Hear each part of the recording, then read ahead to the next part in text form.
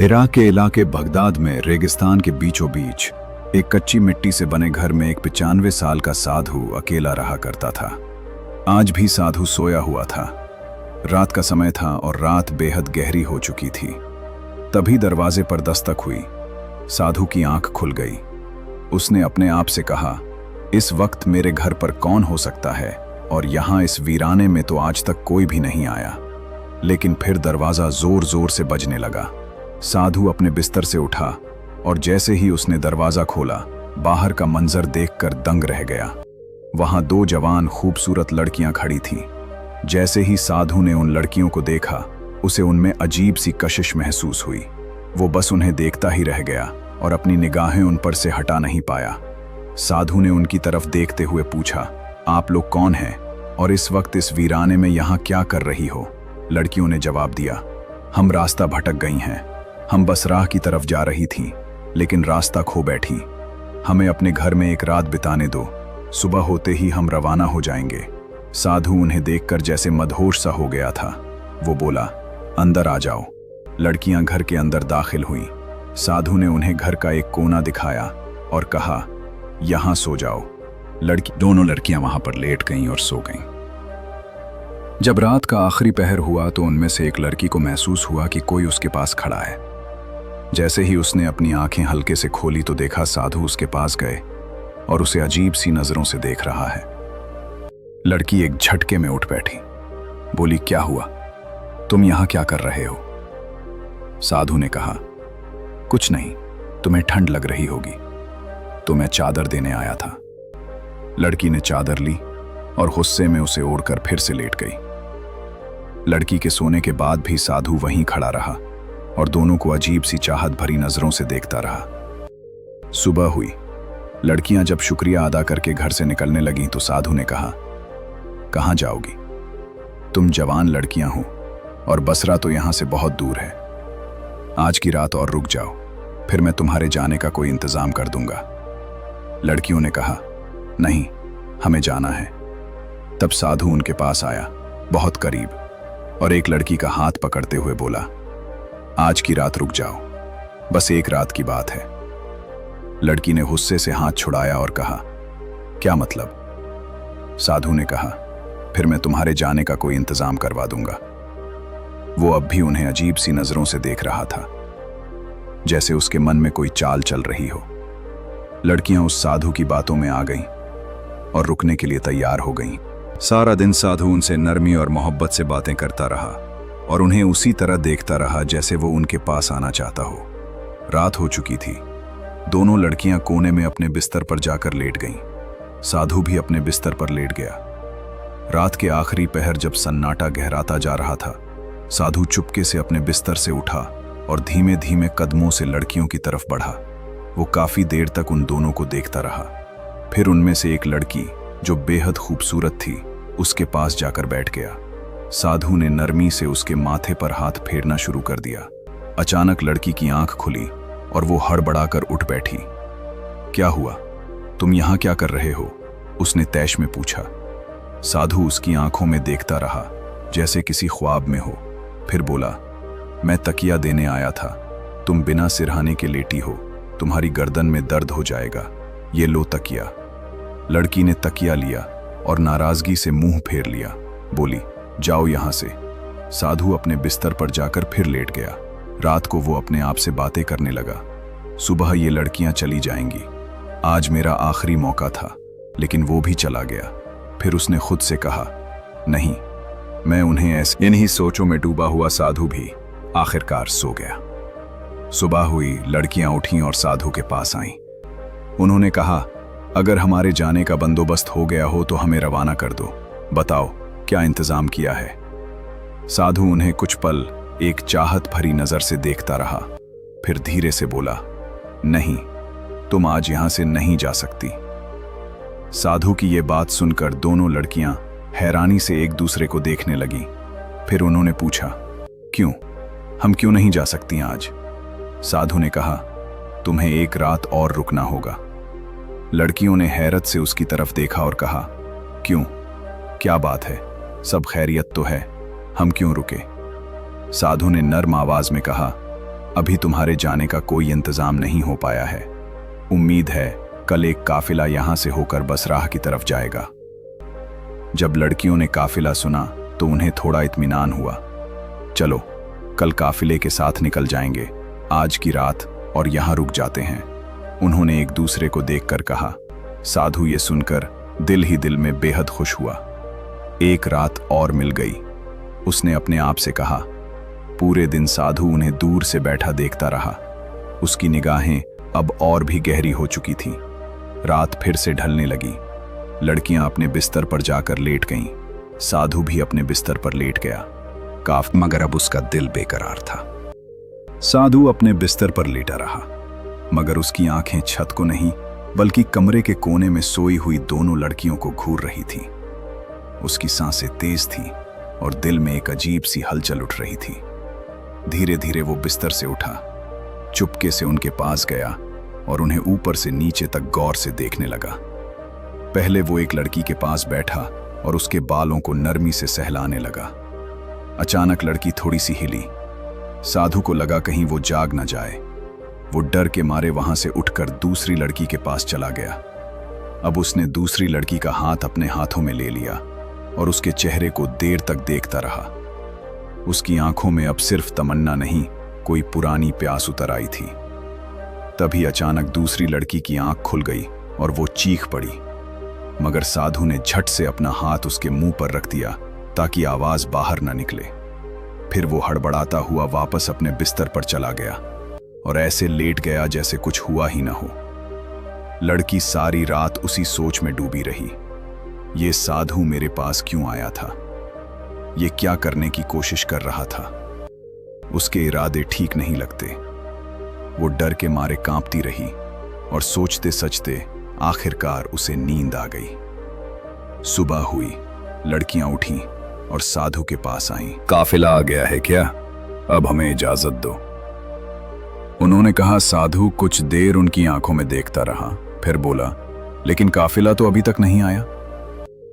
लड़कियां चौंक गईं, मगर तुमने तो कहा था कि काफिला आज आ जाएगा। साधु ने थकी हुई आवाज में जवाब दिया, हां, आना था, शायद शाम तक आए। लड़कियों ने आपस में देखा और कहा, ठीक है, हम शाम तक और इंतजार कर लेते हैं। साधु ने बस सिर हिलाया और कुछ नहीं कहा। अब वह घर के आंगन में बैठा था और दूर से लड़कियों को फिर उसी तरह अजीब नजरों से देख रहा था। एक लड़की ने दूसरी से कहा, इसकी निगाहें मुझे ठीक नहीं लगती। दूसरी ने सिर हिलाया, हाँ, तुम ठीक कह रही हो, हमें जल्दी से यहां से निकल जाना चाहिए। हम जवान लड़कियां हैं और इसके दिल में ना जाने क्या चल रहा है। पहली लड़की बोली, हाँ, ये रात को मेरे पास आया था और मुझे छूने की कोशिश कर रहा था। दूसरी ने भी कहा, उसने मेरे साथ भी वही किया। आज हमें किसी भी हालत में रात नहीं रुकना चाहिए।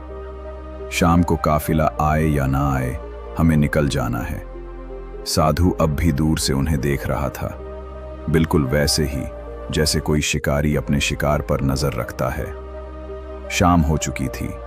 इससे पहले कि लड़कियां खुद उसके पास आती, साधु उनके पास आ गया। देखो, उसने कहा, मुझे लगता है काफिला अब सुबह तक आएगा।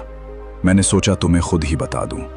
उनके पास सामान बहुत होता है, इसलिए धीरे धीरे चलते हैं। आज की रात और रुक जाओ। लड़कियां अब झल्ला गईं, हम अब और नहीं रुक सकते। एक ने तेजी से कहा, चाहे काफिला आए या ना आए, हम अभी यहां से निकल रही हैं, हमें अब मत रोको। साधु और करीब आया, बोला, थोड़ी ही देर में रात हो जाएगी।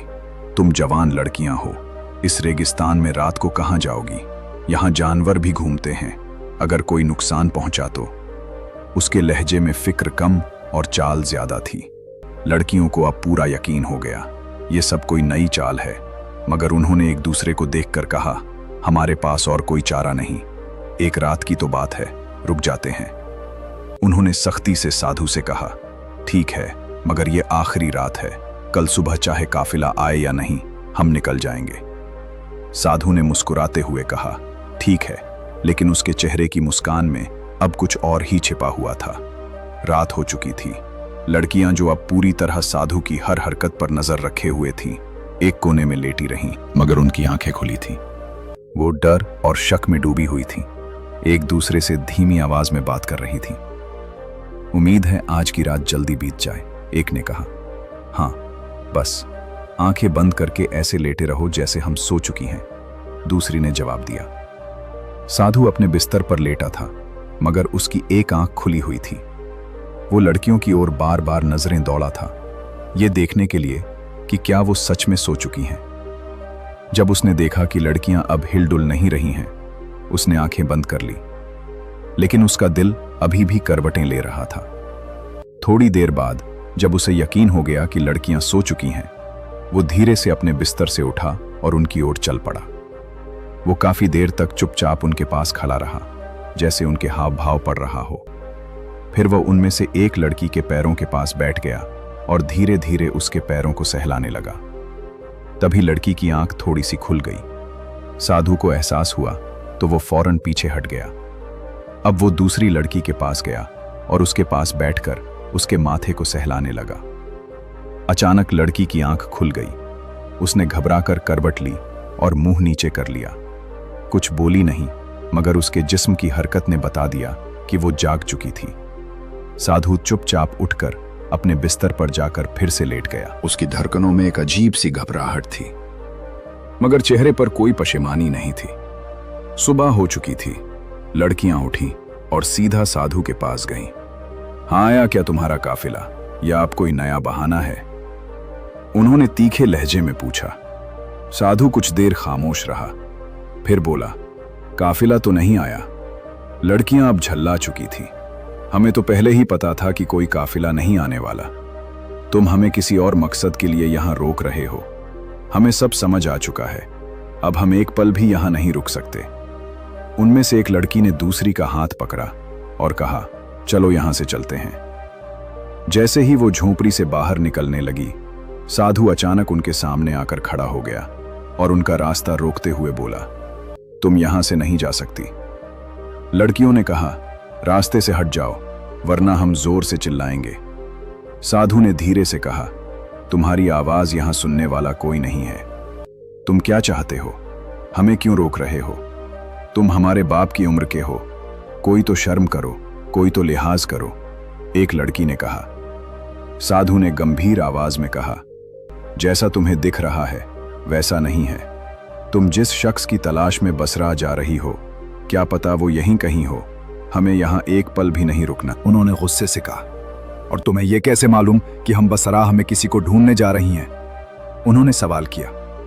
साधु बोला, यह बात मैं अभी नहीं बता सकता, मगर अगर तुम आज की रात यहीं रुकती हो तो यही तुम्हारे हक में बेहतर होगा। फिर वही चाल। लड़कियां अब चौंक चुकी थीं।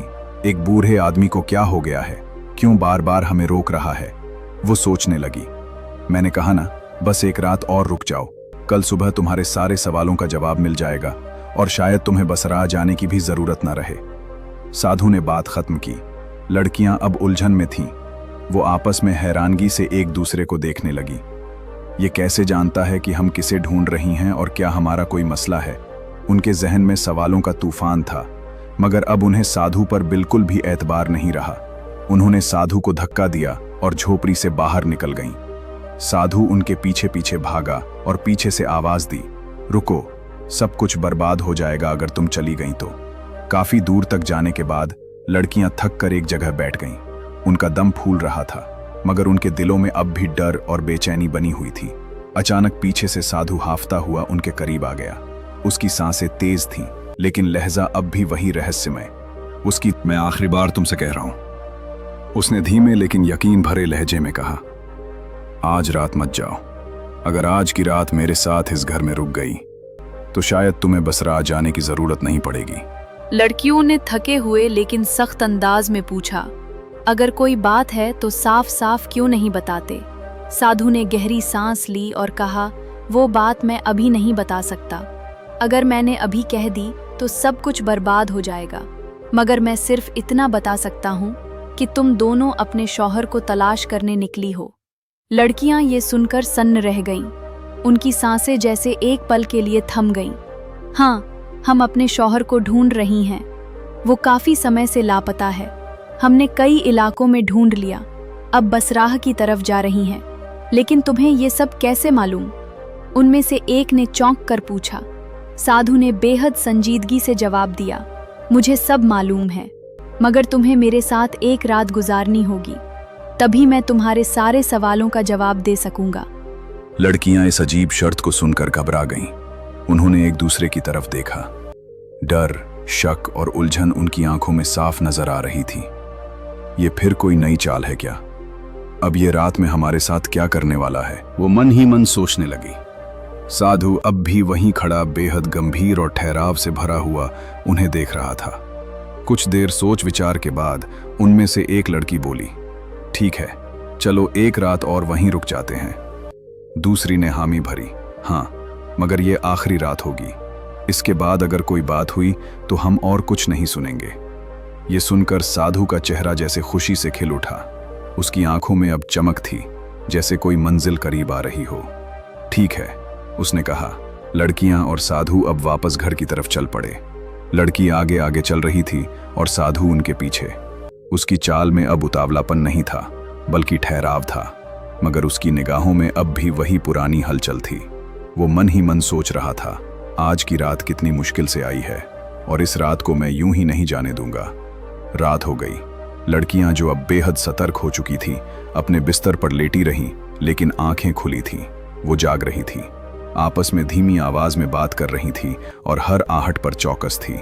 साधु अपने बिस्तर से उन्हें देखता रहा। जब रात का आखिरी पहर आया और उसने सोचा कि अब नींद का असर हो रहा है, वो धीरे से उठा और फिर एक लड़की के पास जाकर बैठ गया। वो उसे बेहद प्यार भरी नजरों से देखता रहा। फिर उसका हाथ अपने सीने से लगा लिया। लड़की ने एक झटके में हाथ छुड़ाया और गुस्से में मुंह फेर लिया। साधु फिर उठा और दूसरी लड़की के पास गया। उसके चेहरे को काफी देर तक देखता रहा, फिर उसके माथे पर एक नरम सा बोसा दिया। लड़की चौंकी, हड़बड़ाई और गुस्से में मुंह नीचे कर लिया। साधु फिर चुपचाप उठकर अपने बिस्तर पर लौट गया। उसकी आंखों में कोई पछतावा नहीं था, बस एक इंतजार जो अब अपने अंजाम के करीब था। सुबह की पहली किरण झोंपड़ी की मिट्टी भरी दीवारों से छनकर अंदर आई। लड़कियां अब भी जागी हुई थीं। उनके चेहरों पर नींद नहीं, बल्कि बेचैनी और खौफ का असर साफ दिख रहा था। अब की बार उन्होंने बिना कुछ कहे, बिना साधु से पूछे, वहां से निकलने की ठानी। जैसे ही वह झोपड़ी से बाहर निकलने लगी, अन की निगाह एक कोने में बैठे शख्स पर पड़ी। वहां एक नौजवान बैठा था, खूबसूरत रोशन चेहरा, शफ्फाफा का लिबास पहने हुए, मगर उसका चेहरा दूसरी ओर था। लड़कियां हैरान हो गईं। वो उसके पास गईं और पूछा, तुम कौन हो? नौजवान ने जब धीरे से अपना चेहरा उनकी तरफ घुमाया तो दोनों लड़कियां हक्की बक्की रह गईं, जैसे उनके पैरों तले जमीन खिसक गई हो। वो जोर जोर से चिल्लाने लगी, हुमा, ये तो हमारा शौहर है। वो भागती हुई उस नौजवान से लिपट गई। आंसुओं से उनकी आंखें भर गईं। उनके लिए ये पल किसी जादू से कम न था। तुम यहां कैसे आ गए? क्या हम कोई ख्वाब देख रहे हैं? एक लड़की ने कांपते हुए पूछा। नौजवान ने उन्हें अपने गले से लगाए रखा और धीमे से कहा, नहीं, ये ख्वाब नहीं, हकीकत है। मैं वापस आ गया हूं। लड़कियों की खुशी की कोई इंतहा नहीं रही। बरसों से जिसकी तलाश में थी, आज वही उनके सामने था। लेकिन तुम कहां थे? दूसरी लड़की ने पूछा। और तुम इस साधु के घर में कैसे पहुंचे? वो आदमी तो हमें बिल्कुल ठीक नहीं लगा। क्या तुम उसे जानते हो? नौजवान ने उनकी आंखों में देखा। अब उसकी आंखों में राज नहीं, बल्कि राहत थी। उसने कहा, पहले साधु को बुलाकर लाओ, देखो वह कहाँ है। लड़कियां झोंपड़ी के हर कोने में ढूंढने लगीं, मगर साधु कहीं नहीं था। वो वापस आकर बोली, वो तो कहीं नहीं है। लगता है जैसे वो गायब हो गया हो। कहाँ चला गया वो? नौजवान ने गहरी सांस ली। साधु कहाँ गया, ये तो अब तुम्हें खुद ही समझ आ जाएगा। लेकिन उससे पहले, क्या तुम नहीं जानना चाहोगी कि मैं इतने साल कहाँ था? उसने ठहर कर पूछा। लड़कियां एक साथ बोली, हाँ, बताओ, कहाँ थे तुम? अब कहानी का सबसे बड़ा राज सामने आने वाला था। नौजवान ने कहना शुरू किया, एक दिन मैं घर से बाहर बाजार की तरफ निकला था। रास्ते में मुझे एक बूढ़ा आदमी और एक बेहद हसीन लड़की मिले। बूढ़ा एक साधु जैसा लग रहा था और लड़की बहुत ही जवान और दिलकश। मैंने उनसे मजाक किया। उस लड़की से कहा, तुमने इस बूढ़े से शादी क्यों की? तुम तो किसी जवान के साथ होनी चाहिए। मगर वो लड़की शायद कोई इल्म जानती थी, कोई रहस्यमयी कुदरत उसमें थी। उसने मेरी तरफ देखा, कुछ पढ़ा और मुझ पर फूंक मारी। एक पल में मैं उसी बूढ़े साधु जैसा हो गया। उसकी शक्ल मेरी हो गई और फिर उसने कहा, ये तेरी सजा है, अब तू सारी उम्र इसी हाल में रहेगा। लड़कियां अब पथराई हुई आंखों से सुन रही थीं। उनकी सांसें थम चुकी थीं। लेकिन नौजवान ने आगे कहा, उसने एक उम्मीद भी दी। कहा, अगर तेरे अपने जिनसे तू मोहब्बत करता है तुझे ढूंढते हुए इस वीराने तक पहुंचे और तेरे साथ वक्त बिताए बिना तेरी असलियत जाने, तब तू अपनी असल शक्ल में लौट सकेगा। और हाँ, वो रुका। एक और शर्त थी, तू खुद अपनी पहचान नहीं बता सकता। अब लड़कियां थरथरा रही थीं। तो क्या तुम वही साधु थे? उन्होंने कांपती आवाज में पूछा। नौजवान ने सिर झुकाकर कहा, हाँ, मैं ही था वो साधु। नौजवान की बात सुनते ही लड़कियां जैसे जड़ हो गईं। उनकी आंखों में आंसू भर आए, लेकिन इन आंसुओं में अब अफसोस था, शर्मिंदगी थी। वो भागकर एक बार फिर उसके गले से लग गईं।